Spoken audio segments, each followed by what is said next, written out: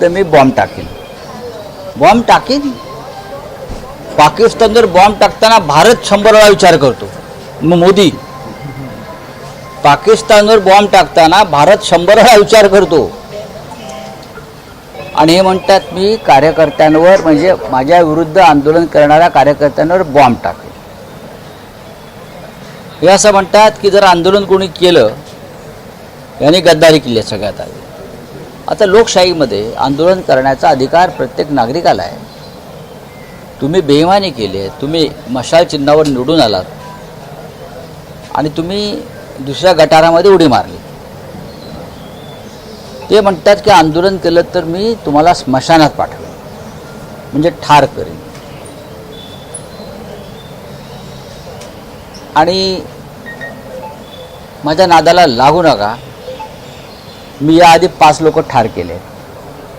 आता हे 5 लोक ठार केले असतील तर ते कोणत्या प्रकरणात त्यांनी ठार केले आहेत, कधी ठार केले आहेत, ते कोण होते, त्यांच्या बॉड्या मिळाल्यात का नाही, रिकवर झाल्यात का नाही त्यावेळेला, हे असं म्हणतायत।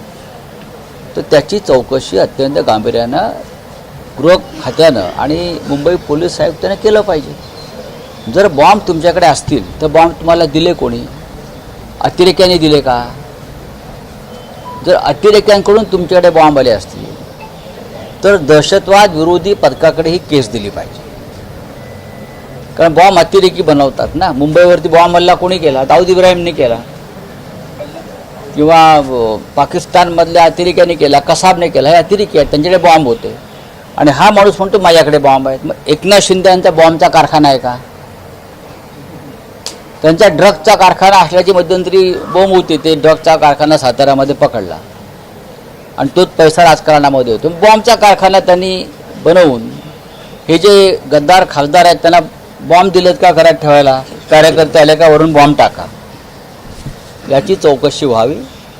आणि कोर्टामध्ये आता आमचं एक पिटिशन जाईल।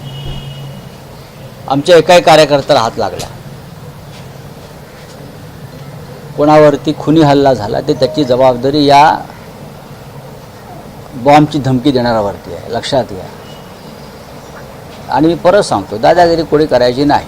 आपण गद्दारी केली, आपण 50 कोटी गिळले आहेत ना, मग ते भाऊ वागचौरे असेल, संजय देशमुख असेल यवतमाळचा, परभणीचा तो संजय जाधव असेल, नागेश अष्टीकर असेल, तुम्ही तुमच्या अवकातीमध्ये राहावं। उगाच पोलिसांच्या मदतीनं किंवा अमित शहांच्या कवचकुंडलांवर शिवसैनिकांना डिवचू नका। तुम्ही म्हणतात ना शिवसेनेकडे आता काय आहे, राहिलं आहे काय राडा करायला, मग घाबरून पोलीस बंदोबस्तात 100 पोलीस घेऊन फिरतोय तो भाऊसाहेब वागचौरे। परवा शिर्डीला आमच्या 2000 कार्यकर्त्यांना अटक करून ठेवलं का? तर भाऊसाहेब वागचौरे शिर्डीत येणार आहे मतदारसंघ